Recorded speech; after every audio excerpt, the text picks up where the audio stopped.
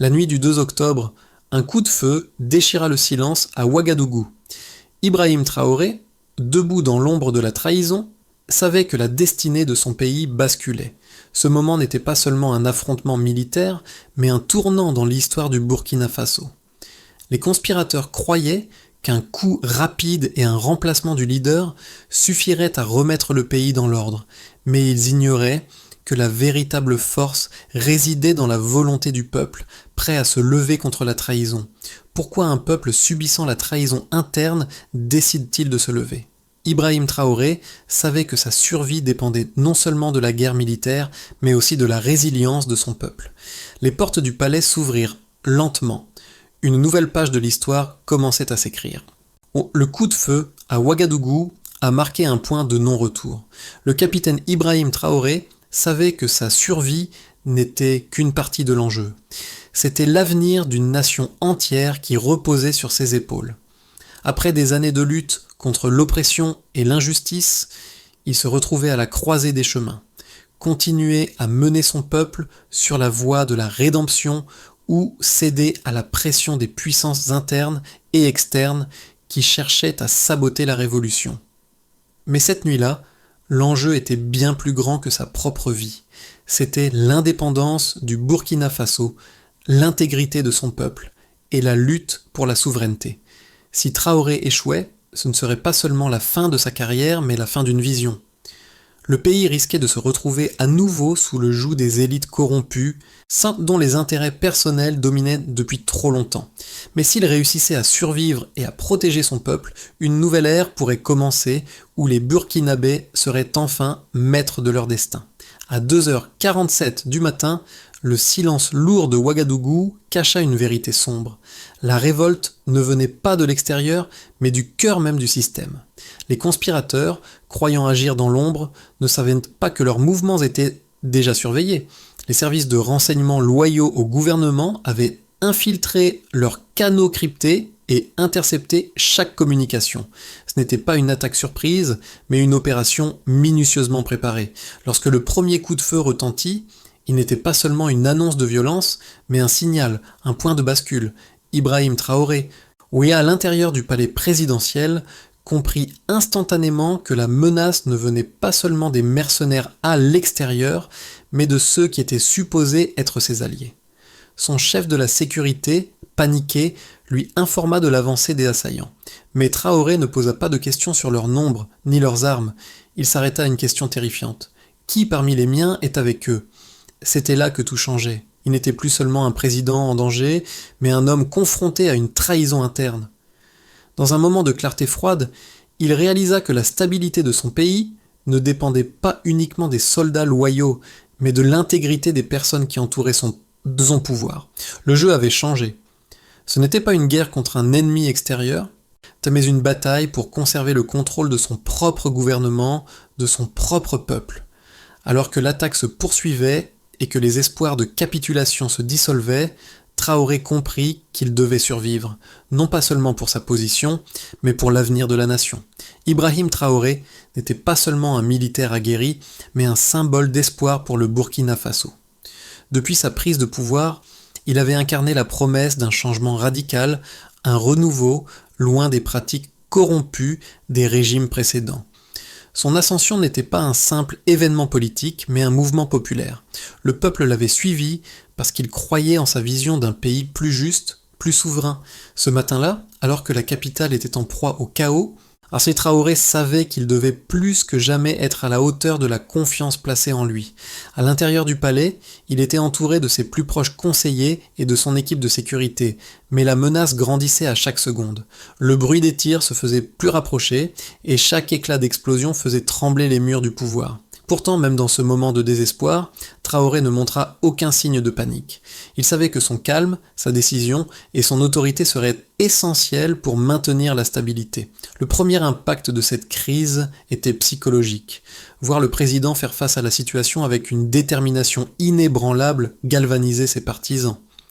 Mais au-delà de l'effet immédiat, cette réponse serait le catalyseur d'un changement plus profond. Le peuple, l'un déjà méfiant envers la classe politique corrompue, voyait en lui l'incarnation de la résistance contre l'injustice.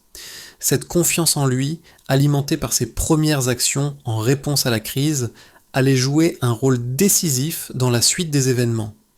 Traoré ne se battait pas seulement contre un coup d'État, mais contre un système entier.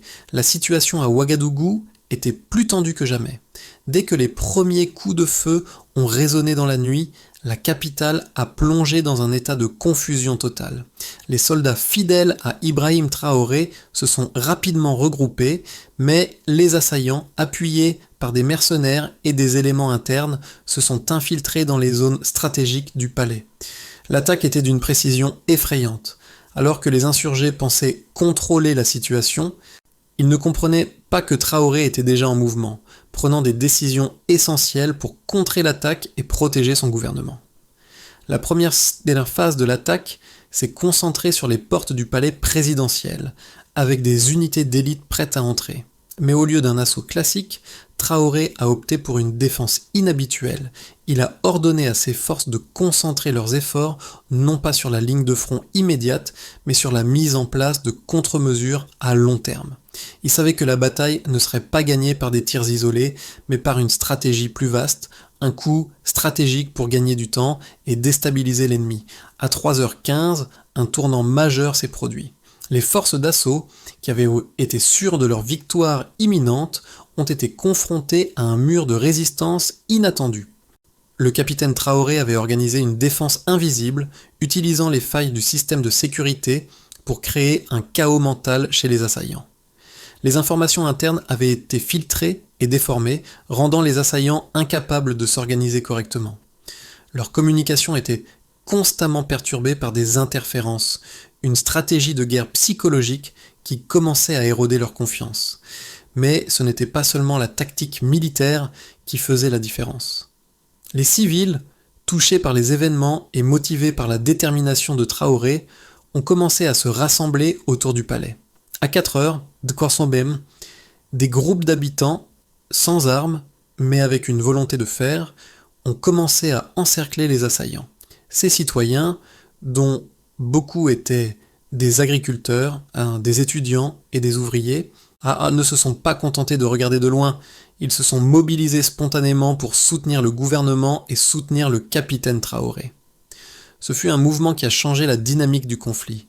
Les putschistes, pensant avoir le contrôle total, ont été confrontés à un peuple qui refusait de se soumettre à la peur.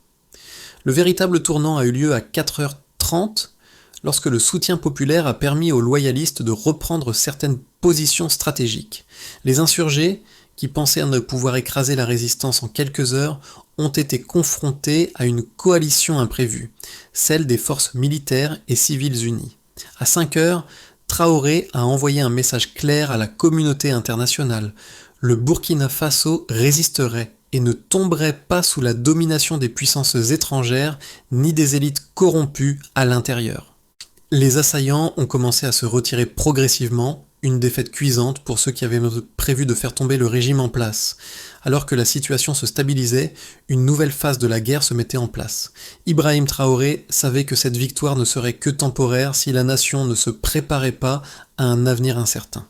Il avait survécu à l'assaut militaire, mais le véritable défi serait de protéger le Burkina Faso de la menace interne qui risquait de ressurgir. Le message était clair, les traîtres étaient toujours parmi eux, mais Traoré était prêt à affronter non seulement les armes, mais aussi la corruption qui gangrenait son pays. La victoire militaire d'Ibrahim Traoré face aux conspirateurs ne s'est pas seulement mesurée par la résistance armée, mais aussi par l'impact quantifiable de ses actions. Les chiffres clés de l'attaque, les ressources mobilisées et les mouvements financiers ont mis en lumière l'ampleur de la menace et l'efficacité des réponses apportées. Premièrement, les rapports des services de renseignement ont révélé que plus de 2500 hommes, répartis entre mercenaires et soldats traîtres, ont été impliqués dans l'attaque du palais présidentiel. Pourtant, malgré ce nombre supérieur, les forces loyales de Traoré, qui comptaient à peine 900 hommes, ont réussi à repousser les assaillants grâce à une organisation efficace et à un réseau de soutien local. Ce rapport a souligné la manière dont des unités de renseignement interne, restées fidèles à la cause, ont intercepté les communications des conspirateurs, retardant ainsi leur plan. D'un autre côté, les civils qui se sont spontanément rassemblés autour du palais ont constitué un facteur décisif dans l'effondrement de la tentative de coup d'État. Selon les estimations des autorités locales, plus de 10 000 personnes ont participé à cette mobilisation inattendue. Ce chiffre ne concerne pas seulement les habitants de Ouagadougou, mais aussi des personnes venues des zones rurales environnantes, unissant les citoyens dans un mouvement populaire qu'aucun observateur n'avait anticipé. Ce soutien de masse a déstabilisé les conspirateurs qui s'attendaient à ce que la population reste passive et paralysée par la peur. En termes de ressources, les calculs financiers effectués par les autorités révèlent qu'au moins 15 millions de dollars ont été investis dans cette tentative de coup d'État, un montant qui couvre les salaires des mercenaires ou à l'achat d'armement et les dépenses pour l'infiltration du système de sécurité du pays. Les informations recueillies par les services de renseignement ont également mis en évidence que ces fonds provenaient de sources d'extérieur, notamment des groupes économiques basés en Europe et au Moyen-Orient.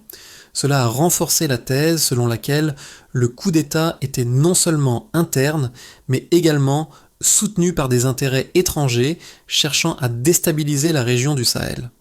Une autre donnée importante est celle des pertes humaines et matérielles.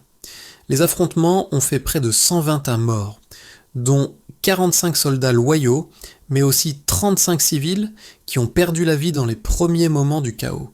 Cependant, le nombre de blessés a été bien plus élevé, atteignant près de 500 personnes. Ce chiffre, bien qu'effrayant, met en évidence la résistance farouche du peuple et des forces de défense qui ont refusé de céder à l'attaque, malgré la supériorité numérique des conspirateurs. Enfin, les données concernant les biens saisis et les avoirs gelés après le coup d'État ont mis en lumière l'ampleur de la corruption à l'intérieur du gouvernement. Les autorités ont révélé que plus de 200 millions de dollars d'actifs appartenant à des membres du gouvernement déchu et à des élites militaires ont été gelés dans les jours suivant l'attaque. Ces mesures drastiques ont envoyé un message clair. Même les plus puissants ne seraient pas à l'abri de la justice, ce qui a renforcé la légitimité du gouvernement de Traoré aux yeux de la population.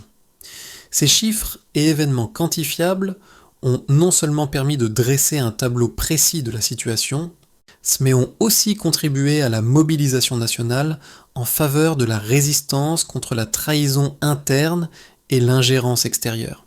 Traoré savait qu'au-delà des armes, l'impact financier et psychologique de cette révolte déterminerait la stabilité future du Burkina Faso.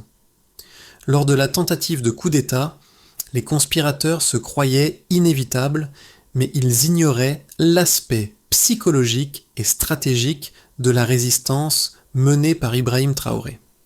D'un côté, les putschistes comptaient sur la puissance militaire et la rapidité de leur attaque pour écraser toute forme de résistance. De l'autre, Traoré comprenait que la guerre ne se gagnait pas seulement avec des armes, mais avec la détermination du peuple et la solidité de ses alliances. L'un des arguments principaux des conspirateurs était leur conviction que le peuple burkinabé, honteux fatigué par des années de lutte et de sacrifices, resterait passif face à l'attaque. Ils s'attendaient à ce que la population divisée et craintive se réfugie dans la peur et l'inaction, permettant ainsi une prise de pouvoir rapide et sans opposition. Ils avaient sous-estimé la force du lien entre Traoré et son peuple, un lien forgé par des années de frustration et d'espoir. Le capitaine, conscient de ce que représentait sa position, n'a pas seulement commandé des troupes. Il a incarné un mouvement, une vision partagée par des milliers de citoyens. Lorsqu'il a pris la décision d'ouvrir les portes du palais et de laisser entrer la foule, il savait que cette action serait l'étincelle qui mettrait en lumière la véritable force du Burkina Faso, sa population. D'un autre côté, les partisans de Traoré, s'en bien que moins nombreux sur le terrain, étaient unis par un objectif commun. Ils croyaient en la possibilité d'un Burkina Faso libéré de l'emprise des élites corrompues et des ingérences étrangères. Ce groupe restreint, mais dévoué, a réussi à inverser la situation grâce à sa résilience et sa capacité à s'adapter face à l'ennemi. Ils ont démontré que la guerre, même lorsqu'elle semble perdue d'avance, peut basculer lorsqu'un peuple est uni dans sa volonté de protéger sa souveraineté. Cependant, il faut reconnaître que la résistance n'aurait pas eu le même impact sans les mesures militaires prises par Traoré. Grâce à une coordination parfaite entre les forces loyalistes et les services de renseignement qui avaient prévu et intercepté les attaques avant même qu'elles n'atteignent leur objectif, la situation a été maîtrisée plus rapidement que prévu. Ce n'était pas une victoire obtenue par la simple force, mais une démonstration de stratégie, de prévoyance et d'une gestion exemplaire des ressources humaines et matérielles disponibles. Les conspirateurs, quant à eux, ont commis l'erreur fatale de croire que la supériorité numérique et matérielle suffirait à imposer leur volonté. En sous-estimant le pouvoir de la légitimité populaire et la force morale d'un peuple prêt à défendre ses droits, ils ont précipité leur propre défaite. En revanche, Traoré a prouvé que la véritable puissance réside non pas dans les armes, mais dans la capacité à unir et à inspirer un peuple déterminé à défendre sa liberté. À 4h30 du matin, alors que la situation semblait atteindre son paroxysme, où un événement inattendu a radicalement changé le cours des choses. Ibrahim Traoré, face à l'avancée des conspirateurs et à la pression des forces extérieures, a pris une décision qui allait non seulement garantir sa survie, mais aussi redonner espoir à une nation en crise. Il a ouvert les portes du palais présidentiel. Ce geste symbolique a bouleversé l'équilibre des forces. Les putschistes, qui comptaient sur l'isolement du président et la paralysie de la population, se sont retrouvés confrontés à une marée humaine déterminée, venue de toutes parts pour soutenir leur leader. Cette action a marqué un tournant, ce n'était plus une lutte pour le contrôle d'un palais, mais une guerre pour l'âme du Burkina Faso.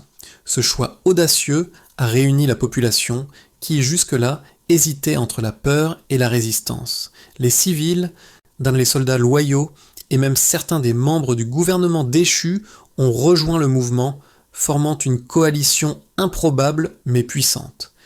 L'attaque, censée être rapide et décisive, a commencé à se transformer en une débâcle pour les conspirateurs. Le peuple avait pris le contrôle, et avec lui, l'avenir du pays. Les conséquences immédiates de l'attaque contre le palais présidentiel ont été dévastatrices pour les conspirateurs, mais elles ont également eu des répercussions profondes sur la société burkinabé. D'un côté, les putschistes ont sous-estimé la résilience du peuple, qui a transformé la peur en action. Le soutien populaire, d'abord perçu comme une vague d'émotions, s'est rapidement structuré en un mouvement coordonné, capable de déstabiliser les assaillants. Dès le matin, une série de manifestations de soutien a éclaté dans toute la capitale, de Ouagadougou à Bobo-Dioulasso, avec des milliers de citoyens rejoignant les rangs des défenseurs du gouvernement légitime. Les putschistes, qui pensaient que la population resterait passive face à un coup d'État, ont vu leurs illusions se briser. L'ouverture des portes du palais par Traoré a été perçue comme un appel à l'action, une invitation à revendiquer la souveraineté du pays. Les civils, jusque-là hésitants, ont pris d'assaut les rues, exigeant non seulement la survie du président, mais aussi la restauration de l'ordre et de la justice. Ce mouvement populaire a changé la dynamique de la crise, déstabilisant les conspirateurs qui avaient compté sur la paralysie du peuple pour imposer leur volonté. D'un autre côté, les conséquences politiques et sociales ont été immenses. La lutte pour le pouvoir interne a révélé des fractures profondes dans la société burkinabé, notamment au sein de l'élite politique et militaire. Les membres du gouvernement déchu, en particulier ceux impliqués dans la préparation du coup d'État, ont été rapidement identifiés et placés sous enquête. Le gel des avoirs de plus de 100 personnalités de l'élite, incluant anciens généraux, hommes d'affaires et médias influents, a envoyé un message fort. La corruption et l'ingérence étrangère ne seraient plus tolérées. Cette mesure a marqué un tournant dans la lutte pour la justice et la transparence, deux valeurs que Traoré s'était promis de défendre. Le climat de confiance, qui avait été sérieusement affecté par la montée de la corruption et de la trahison, a commencé à se rétablir, bien que lentement. Les citoyens qui avaient vu leurs espoirs brisés par les années de mauvaise gouvernance ont retrouvé une lueur d'espoir. Cependant, ce renouveau s'accompagnait de défis considérables. La stabilité politique restait fragile. La société burkinabé, toujours divisé par des années de lutte et de méfiance, devait se reconstruire lentement. Dans le même temps, l'impact économique de la crise n'a pas tardé à se faire sentir. Le marché boursier a réagi négativement à l'instabilité politique, et la confiance des investisseurs étrangers a été fortement affectée. Les sanctions internationales, bien que limitées, ont ajouté une pression supplémentaire sur l'économie nationale. Les exportations ont chuté, les prix des denrées alimentaires ont grimpé, et les secteurs industriels ont été durement touchés. Traoré savait que la résilience du peuple ne suffirait pas à elle seule à surmonter ces obstacles. Il lui faudrait mettre en place des réformes économiques profondes pour restaurer la confiance et relancer la croissance. Mais malgré ces défis, une transformation fondamentale avait commencé. Le peuple burkinabé, ayant pris conscience de son pouvoir, se trouvait maintenant au centre du processus politique. Il ne s'agissait plus simplement de soutenir un leader, mais de défendre un principe, la souveraineté nationale. Le Burkina Faso, après avoir été secoué par une tentative de coup d'État, était désormais plus uni et plus déterminé que jamais à protéger son indépendance. Tiens, l'avenir du Burkina Faso dans les 6 à 12 mois suivant la tentative de coup d'État dépendra largement de la manière dont le gouvernement d'Ibrahim Traoré pourra gérer les conséquences politiques, économiques et sociales de cette crise. 3 scénarios principaux se dessinent pour l'avenir immédiat du pays, chacun avec ses avantages et ses risques. Pour commencer, imaginons un scénario de base, fait de stabilité relative et de réformes profondes. Dans ce scénario, le Burkina Faso parvient à maintenir une stabilité relative grâce à une gestion efficace de la crise et à des réformes politiques et économiques soutenues par une grande partie de la population. Traoré, renforcé par la légitimité populaire, met en œuvre des réformes visant à éradiquer la corruption, s'attelle à renforcer l'état de droit et à rétablir la confiance dans les institutions. L'économie commence à se redresser, soutenue par des investissements nationaux et étrangers, malgré les sanctions et les défis immédiats. Le peuple se mobilise pour reconstruire les secteurs clés comme l'agriculture et l'énergie. Bien que la route vers la stabilité soit semée d'embûches, le pays bénéficie d'un large soutien populaire et international. Toutefois, la résistance de certaines factions au sein des forces militaires et des élites pourrait ralentir les réformes et maintenir une tension sous-jacente. Puis, imaginons un scénario plus optimiste, porté par la croissance économique et un rôle de leadership régional. Dans un scénario optimiste, les réformes engagées par Traoré génèrent des résultats plus rapides que prévus, ce qui permet au pays de stabiliser son économie et de renforcer ses institutions démocratiques. Le Burkina Faso, sous la direction de Traoré, devient un modèle de bonne gouvernance dans la région du Sahel, attirant ainsi des investisseurs et des partenaires internationaux. L'inflation est maîtrisée, l'économie rebondit, et les réformes structurelles dans les secteurs stratégiques, comme l'agriculture, l'énergie et les infrastructures, permettent au pays de retrouver une certaine autonomie économique. Le leadership de Traoré pourrait même s'étendre au-delà des frontières du Burkina Faso, avec une reconnaissance croissante de son rôle dans la lutte pour la souveraineté et la stabilité régionale. Cependant, un tel scénario nécessiterait une coopération internationale solide et une gestion prudente des ressources naturelles du pays pour éviter les pièges de la dépendance externe. Enfin, imaginons un scénario plus sombre, marqué par une instabilité prolongée et des tensions internes. Dans le scénario pessimiste, la tentative de coup d'État laisse des cicatrices profondes et le Burkina Faso plonge dans une instabilité prolongée. Les factions internes, y compris des groupes militaires et politiques opposés à Traoré, continuent de résister aux réformes, sabotant les efforts du gouvernement pour instaurer une véritable stabilité. L'économie reste fragile, en grande partie en raison de la corruption persistante et de la résistance à la réforme au sein de l'élite. Les tensions entre les différentes communautés et les divisions internes au sein de l'armée exacerbent la situation, rendant difficile la mise en œuvre de réformes efficaces. Les sanctions économiques et l'isolement international pèsent sur le pays, aggravant les conditions de vie de la population. L'instabilité pourrait mener à une reprise des conflits internes avec des groupes séparatistes ou des milices cherchant à exploiter le chaos pour gagner du pouvoir. Ce scénario serait le plus difficile à gérer, nécessitant des mesures drastiques et une vigilance constante de la part du gouvernement pour éviter la fragmentation du pays. Le moment décisif de la résistance au Burkina Faso ne se mesure pas seulement en termes de bataille gagnée ou perdue, mais aussi en ce qu'il signifie pour chaque citoyen du pays. Ibrahim Traoré, a fait dans ses choix et actions, a incité une transformation dans la manière dont la population se perçoit elle-même et son rôle dans la défense de la nation. En voyant leur président prendre position contre la trahison et ouvrir les portes du palais, les Burkinabés ont compris que leur avenir n'était pas écrit par les puissants, mais par eux-mêmes. Mais ce changement ne s'est pas limité au rang des militaires et des politiques. Le peuple a ressenti une responsabilité partagée dans le destin du pays. Que vous soyez agriculteur, étudiant ou travailleur de l'industrie, chaque individu a eu l'opportunité de se retrouver dans cette lutte pour la souveraineté et la justice. Cette prise de conscience a été le véritable moteur du soulèvement populaire. Il ne s'agissait pas simplement de soutenir un homme, mais de défendre un principe. La dignité, l'indépendance et l'autodétermination sont devenus des valeurs communes, transcendant les barrières sociales et économiques. Ce phénomène, ce réveil collectif, résonne au-delà des frontières du Burkina Faso. Il rappelle à chaque citoyen, dans chaque coin du monde, que la souveraineté n'est pas un privilège accordé par des dirigeants ou des institutions extérieures, mais un droit qui appartient à chaque peuple. Cette histoire est celle de la résistance contre l'oppression, de la lutte pour l'intégrité nationale et de la démonstration que le pouvoir du peuple est plus fort que tout.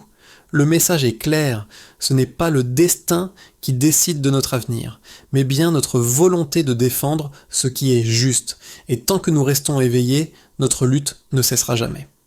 Pour garantir que les sacrifices faits pendant cette crise ne soient pas vains, Ibrahim Traoré doit mettre en place une série de réformes qui non seulement stabiliseront le Burkina Faso, mais aussi garantiront un avenir où la souveraineté et la justice prévalent. Voici 3 étapes clés du plan de rétablissement et de consolidation. Pour commencer, il s'agirait de renforcer les institutions et l'état de droit. La première étape consiste à restaurer la confiance dans les institutions publiques. Cela passe par l'indépendance du système judiciaire, la transparence des processus gouvernementaux et la mise en place de mécanismes de lutte contre la corruption. Les citoyens doivent avoir confiance en leur gouvernement et en leur capacité à juger équitablement, sans ingérence ni favoritisme.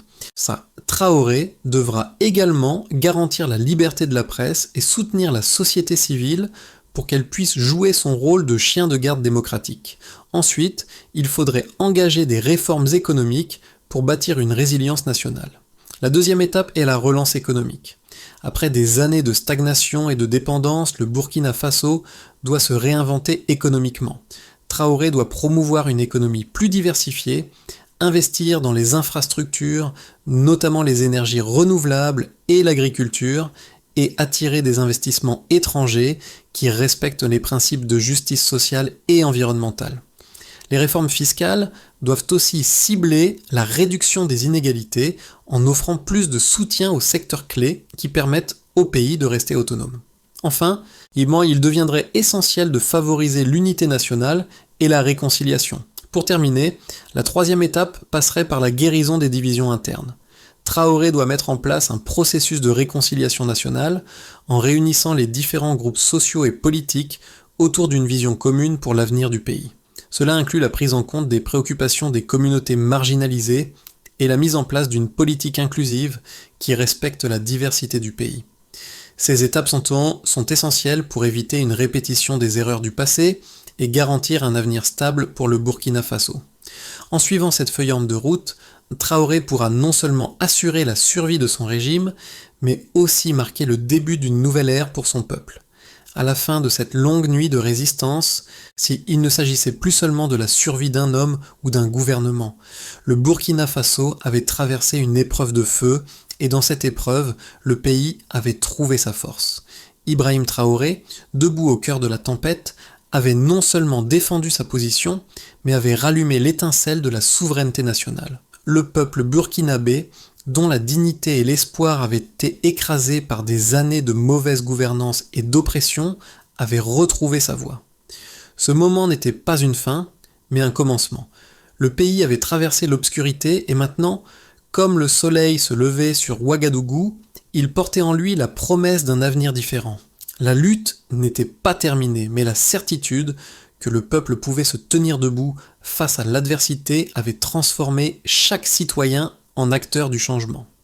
En rappelant le courage de ceux qui se sont levés, en honorant la mémoire de ceux qui sont tombés, Traoré avait ouvert une nouvelle voie pour le Burkina Faso. Cette révolution ne se mesurait pas seulement en victoire militaire, mais dans chaque cœur qui s'était éveillé à la possibilité d'une nation unie et libre. Alors que le Burkina Faso se réveille après cette nuit décisive, il est essentiel de se souvenir que cette victoire appartient à chaque citoyen, à chaque individu qui a refusé de se soumettre à la peur. C'est grâce à la solidarité, à l'unité et au courage collectif que la nation a pu se redresser. Mais le travail ne fait que commencer. Le peuple burkinabé doit continuer à défendre les principes de justice, de souveraineté et de liberté. Ce n'est pas un chemin facile, mais c'est un chemin qu'ensemble nous pouvons tracer. Ça, pour chaque Burkinabé, chaque voix compte dans cette lutte pour un avenir meilleur. Rejoignez-nous dans ce voyage, dans cette quête pour un Burkina Faso, où la dignité, l'indépendance et l'unité sont les fondements de notre société. Ensemble, nous pouvons bâtir un avenir où chacun a sa place, où la justice prévaut et où la souveraineté nationale est respectée. N'attendons pas que d'autres fassent ce travail pour nous. Le temps de l'action est maintenant. Chaque contribution, aussi petite soit-elle, est une brique dans la construction de notre avenir commun. Soyons les architectes de notre propre destin.